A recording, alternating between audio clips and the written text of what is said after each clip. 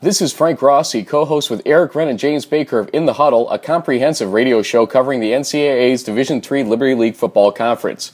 On Sunday, October 23, 2011, we interviewed for the second consecutive year Dr. Tony Strickland concerning concussions and other head-related trauma injuries, especially in the sport of football. As you'll hear in the introduction, Dr. Strickland's experience speaks for itself.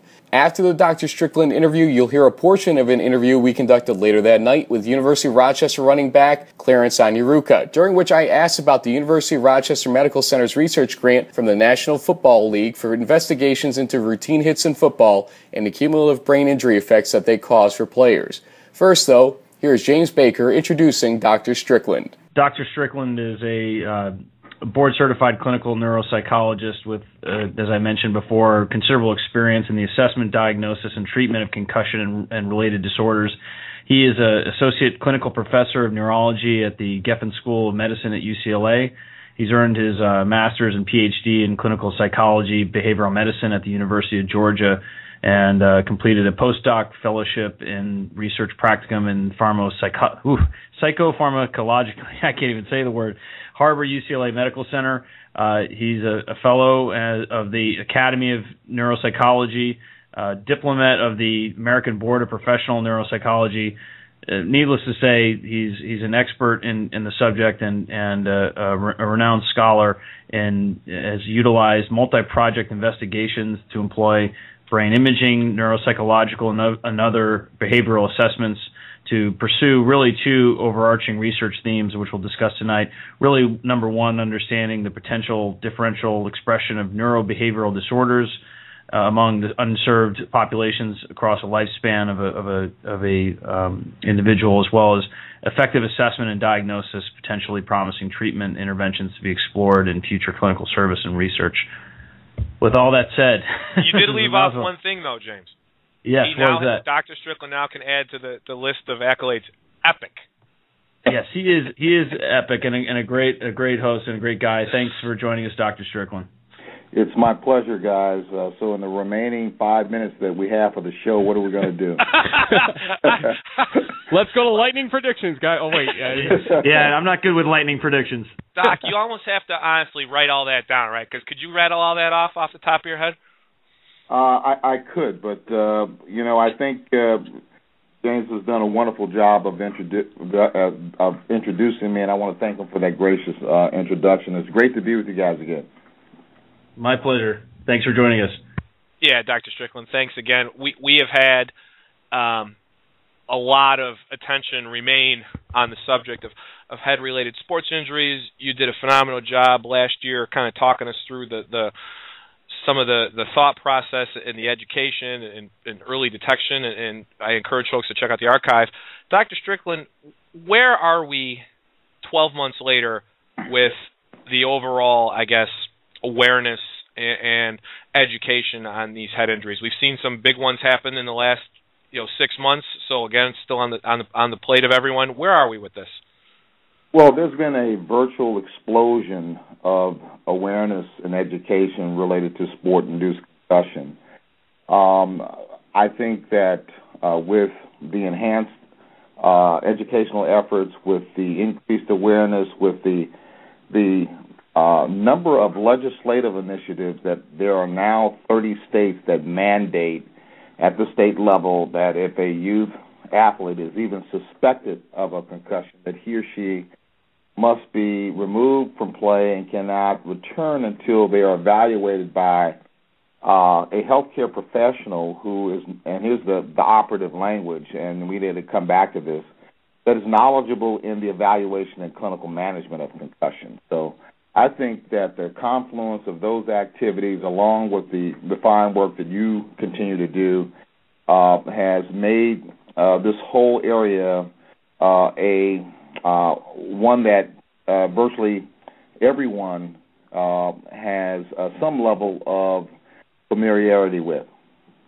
Well, Dr. Strickland, I guess one of the things that struck me in our conversation last year, and I think a lot of folks in general, was the awareness piece and early detection. And you're saying that when the people exhibit these signs, get them out of there, get them out of the game, get them on IR or on the bench or whatever.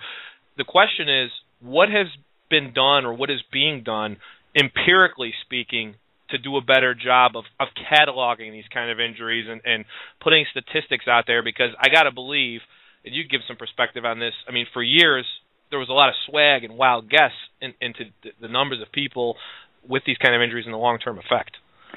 Well, you're right. The actual epidemiology or how prevalent this particular disorder is has been illuminated by a number of different research activities, principal among which is the CDC, or the Centers for Disease Control and Prevention.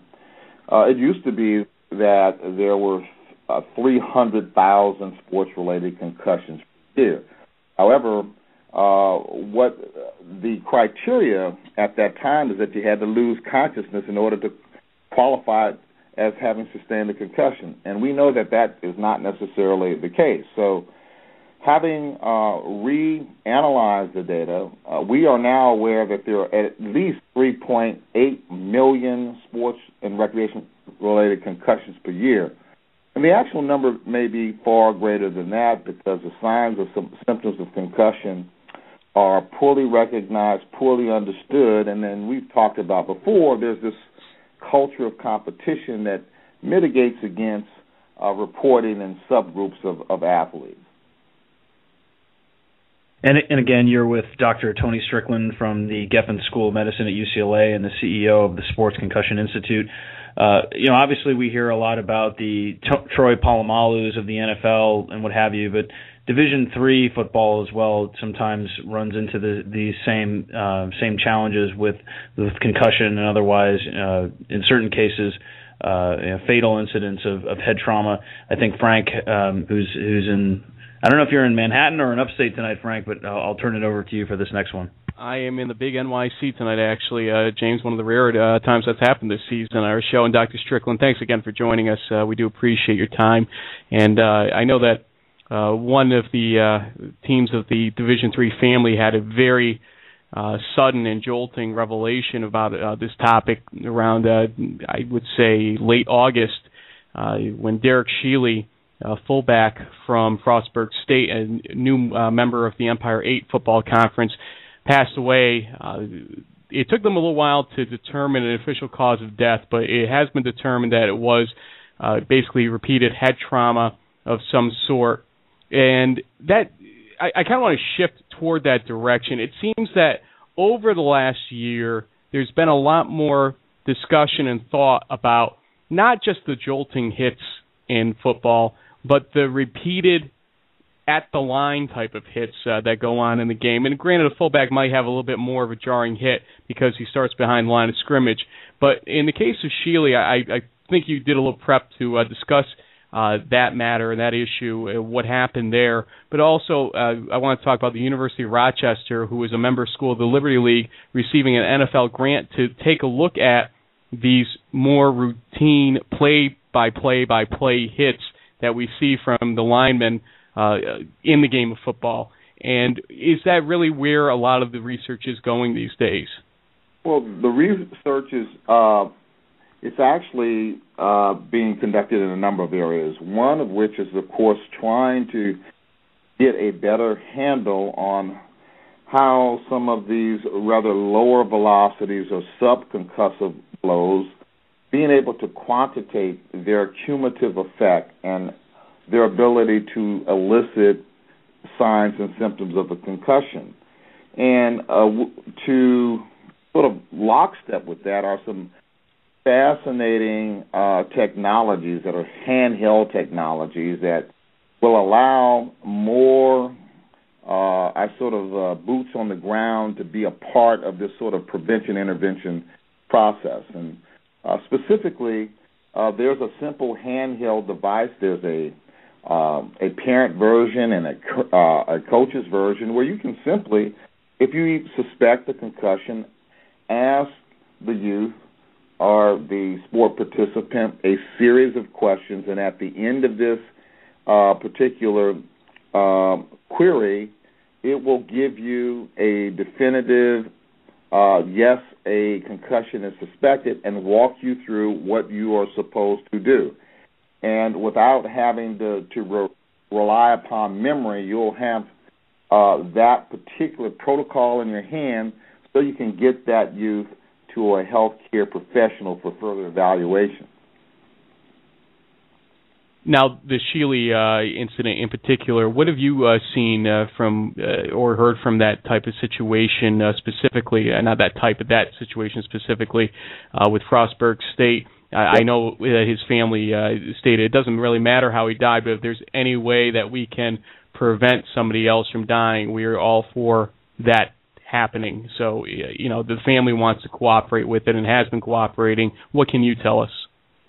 Well, it's the types of efforts that are ongoing, and it's unfortunate. The football, if you want to look at these most extreme adverse outcomes, like death in a game, football ranks highest among fatalities overall.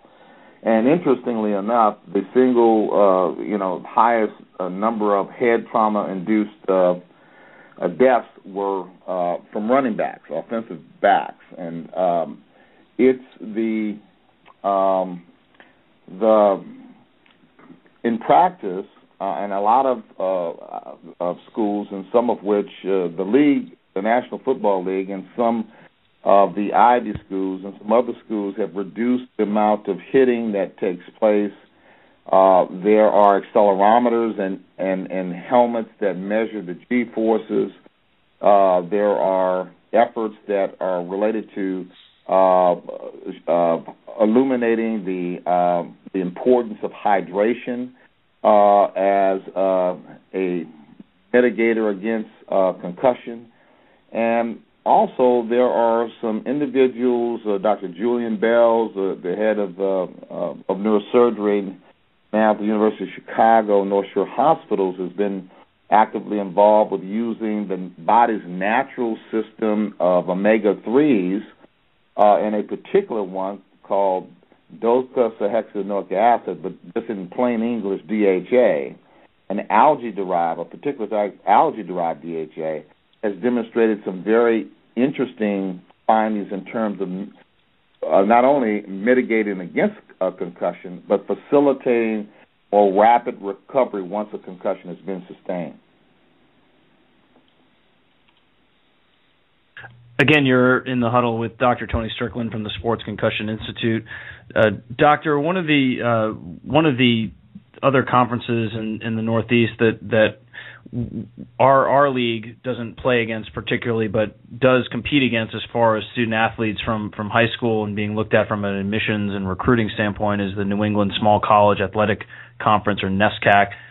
There was recent news made of one of the players on one of their teams, and I apologize, I forget which one. I think it might be Colby College in Maine. But that said, a young man basically had his third or fourth concussion, and basically the school and the family determined it was time for his career to end.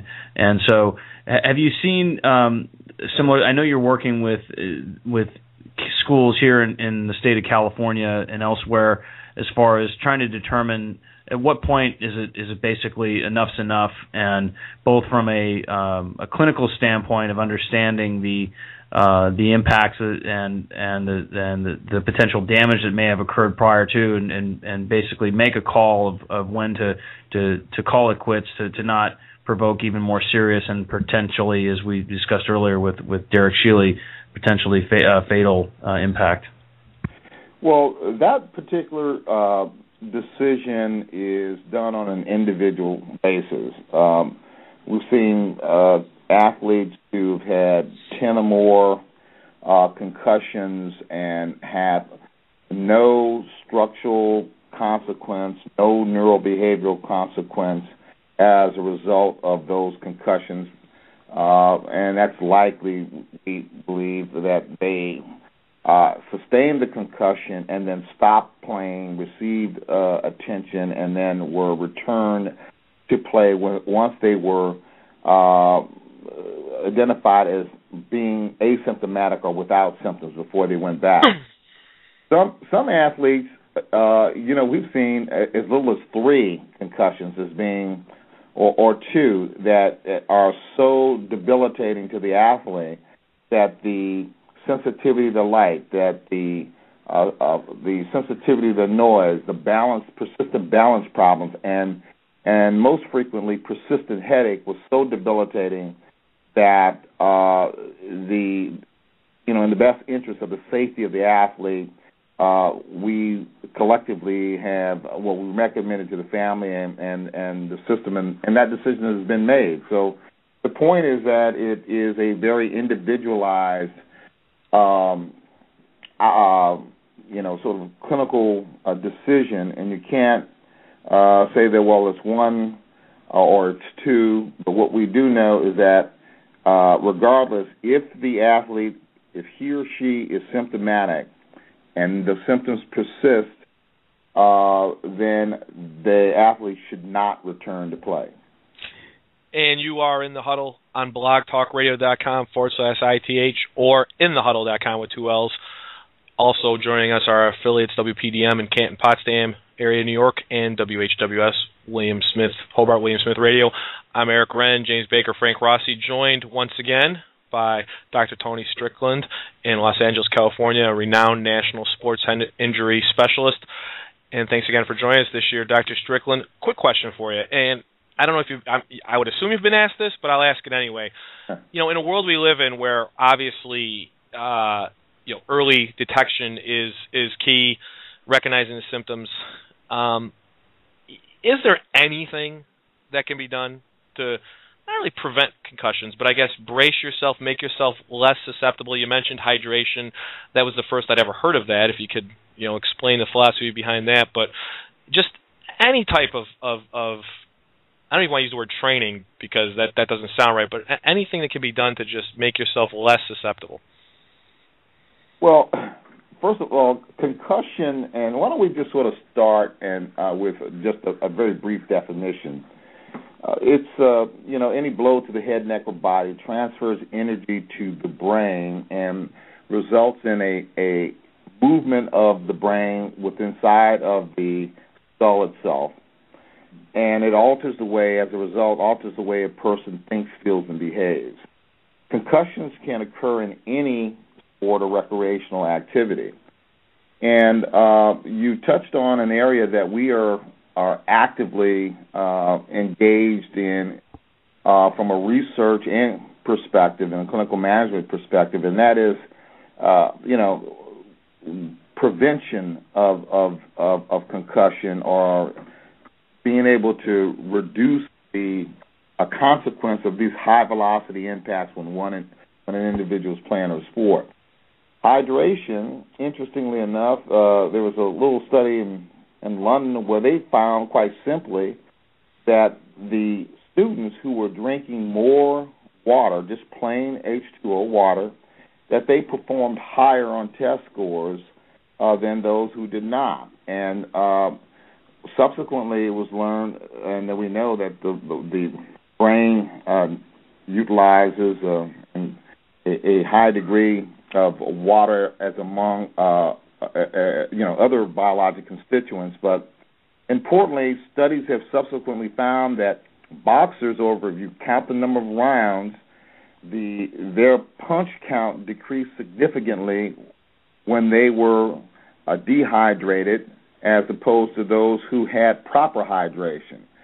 Athletes, this has also been followed into football, where we've looked at athletes and particularly found that we used to think the bigger guys on the line who were snapping and moving around pretty slow, that they would need more water, and subsequently it was revealed that it's actually the smaller guys, the running backs, who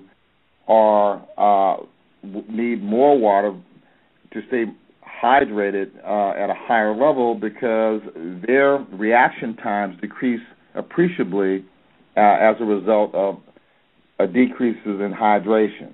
So what you're saying is the reaction time gains from staying hydrated is basically more of a defense mechanism, which helps the prevention. Absolutely, because not only just concussion, if you think about it, these sports are read and react for the most part, and a signal leaves your brain to tell your leg to move or your arm to move, and if your reaction time is decreased, you are not only susceptible for what we've been talking about, concussions, but more significantly, you're susceptible to orthopedic and other injuries. And again, Dr. Tony Strickland joining us here on In the Huddle, inthehuddle.com with 2 L's, either live or in the archive all week, or WPDM in Canton, Potsdam, or WHWS in Geneva, New York. However you're listening to us, welcome to this show, a very special one for us with Dr. Strickland, our second annual Dr. Strickland show. Doctor, you're going to become a stable for our show now. Is that okay with you? Well, yes, I really am committed to what you guys are doing. I think that in particular, the group that your schools represent are, I think, the types of athletes, the student athletes who are going to emerge. Some of them may not go on, but they have lives and the careers ahead of them, and so they're concerned about this particular area. Doctor, let's say people in these schools, I know some of the NESCAC schools, actually. I was just trying to find the school for James in his question. I couldn't quite find the player that had quit football from his question, but I did run across some topics online about schools holding concussion informational sessions and whatnot. And in some ways, let's be practical about it. Players want to play football, and they throw a little bit of reckless abandon into the equation when they're doing it. What is the number one way that you've seen to get through the meat of the matter here to the players themselves? Yes, you could say all you want, life and death. A lot of players won't really take that to heart the right way, unfortunately. What is the correct way? I believe it's our recurrent mantra. It's education and awareness. And they have, and I'm going to add something else. It's exposure. They have to be exposed to healthcare practitioners who are knowledgeable in the evaluation and management of concussion. This has been somewhat of a double-edged sword in the sense that we've got a tremendous amount of attention focused on this issue. However, with the legislative initiatives that have been passed, there are 30 states that now require those return the competition decisions that I referenced previously, that they be conducted by healthcare professionals. But the public doesn't really have any way of determining the proficiency of that clinician that is making that decision. Unfortunately, there have been individuals who see this as a nice area, a hot area, and everybody wants to be associated with sports, but they may not necessarily have the background to work with an athlete. Athletes, as you've alluded to, are very special.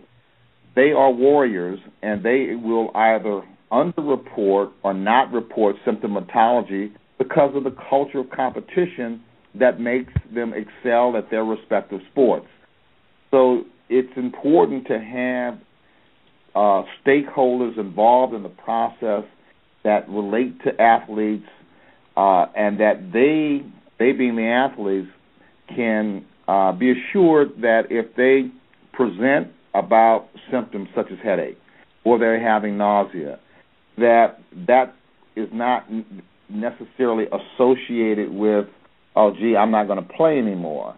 That they have the confidence in their team, the certified athletic trainers who are critical in this process, that they're going to get returned to a healthcare professional, and that empirically driven, evidence-based procedures that are available are used to make these kind of return to competition decisions. Doctor, how much misinformation do you think is flowing in not just the colleges, but let's say all the way from Pee Wee football all the way up? How much misinformation do you think some of the lesser trained trainers per se and quasi professionals that are trying to assist in the sport that kind of misinformation that would stay with the player that might force them to underreport because they just have been told wrong all along?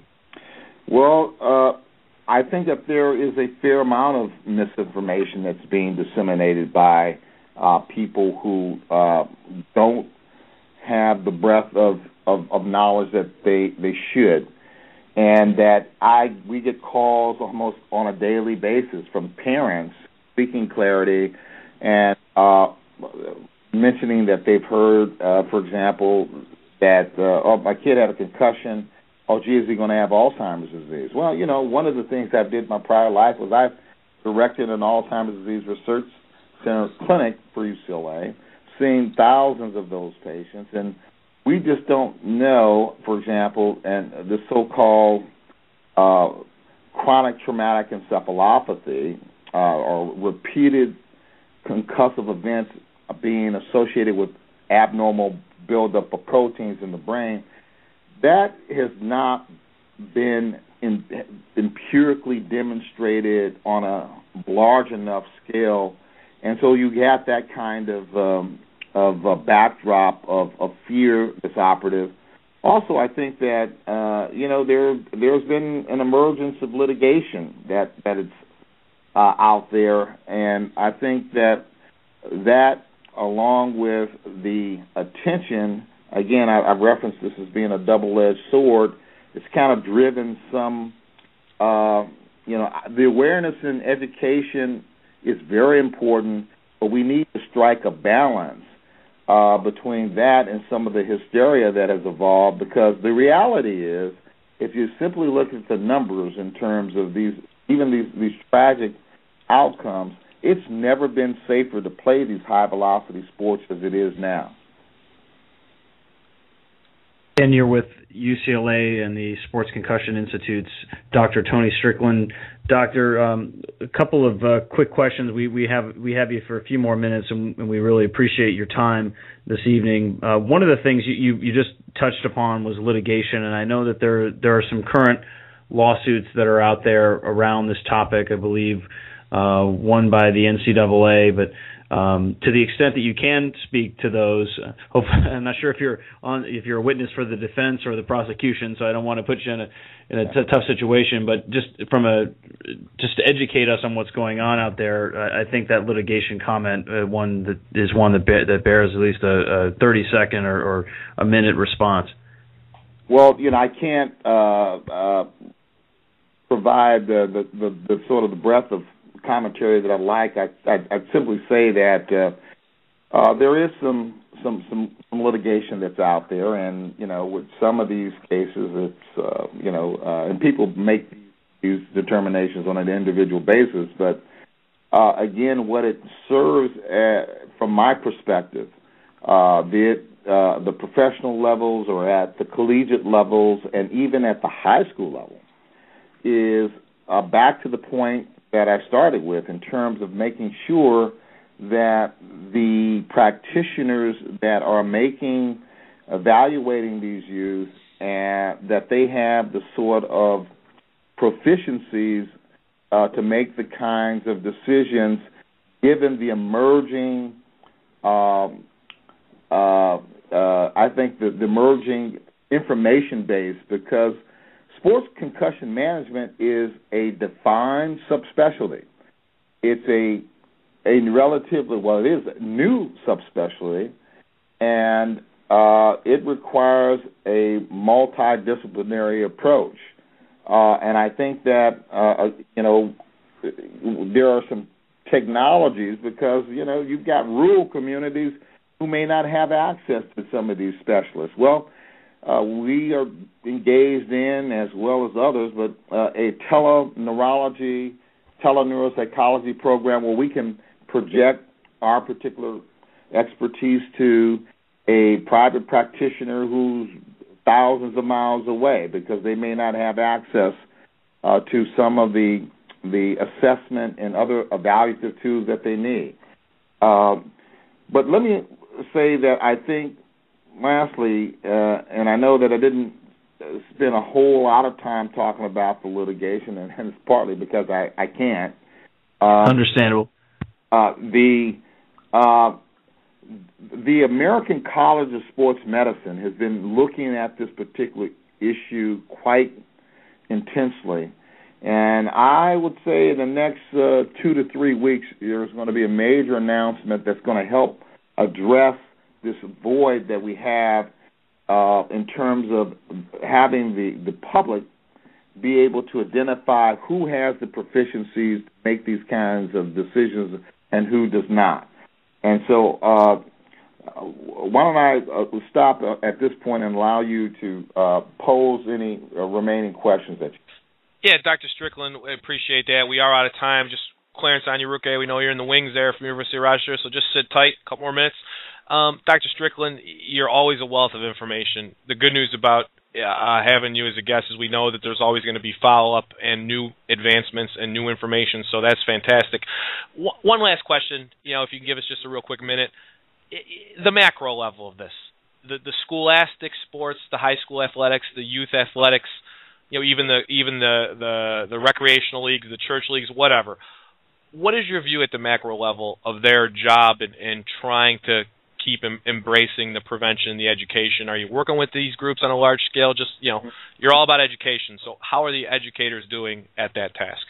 Well, they're doing the best that they can. And as you might suspect, there is a significant degree of unevenness in their abilities to do what they'd like to, because many of our systems, particularly at the high school level, are suffering financially. And in fact, I can tell you this now. There is a organization that is named Sports Care Connect. They're going to have a large campaign that you'll hear about beginning November the 1st. So I've been authorized, yes, I can say this. Sports Care Connect is going to help, particularly at the high school and youth level, address this particular issue. They have the aim of focusing the care to make sure that individuals have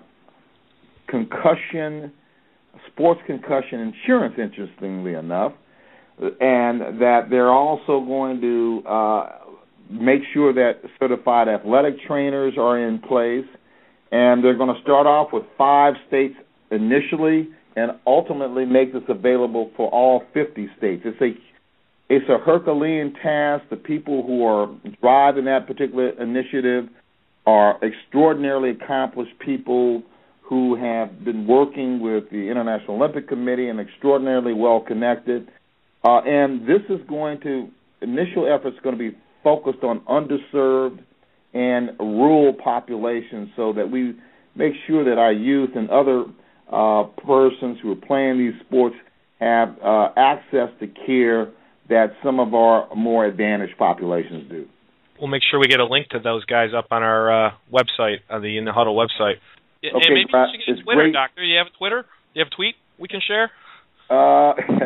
No, you know what? But we just have concussiontreatment.com is our website. Come for information. We are readily available. We have over 3,500 programs that we consult to.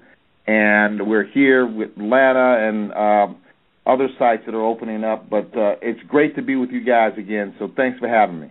Again, that was Dr. Tony Strickland on our October 23rd, 2011 In the Huddle broadcast. After that segment, we spoke with University of Rochester running back Clarence Onyeruka about the research being performed related to the National Football League grant to the University of Rochester Medical Center related to brain injury research. I asked Clarence about his own injury history, and he described his interactions with the researchers so far. Not in my career, no. Basically, this whole experience with the head trauma test that they're doing at U of I is the first time that I'm really involved with that sort of thing. But not in my career, I haven't had an injury like that. What have they had you do? I know they're trying to look at the more routine type, play in and play out type of repetitive hits that are taken. What are they actually asking you as players to do to help with the research? Basically, we have to keep our helmets in a separate locker room, and there's a couple people from the lab or whatever that they come before practice and after practice, and they will turn the sensors on and basically make sure the helmets are ready to go for practice and games. And they really don't tell us to do anything differently that we wouldn't do already in the field while we're playing. So it's basically like it's not even there. And then after practice, they'll just come back and read however many hits you got in that period. So that's the extent of it for so far. In the Huddle can be heard Sunday nights on blogtalkradio.com by pointing your web browser to In the Huddle with 2Ls.com, the 2 L's standing for Liberty League. In our archives, you can find our 2010 long-form interview with Dr. Strickland. For Eric Wren and James Baker, this is Frank Rossi thanking you for listening.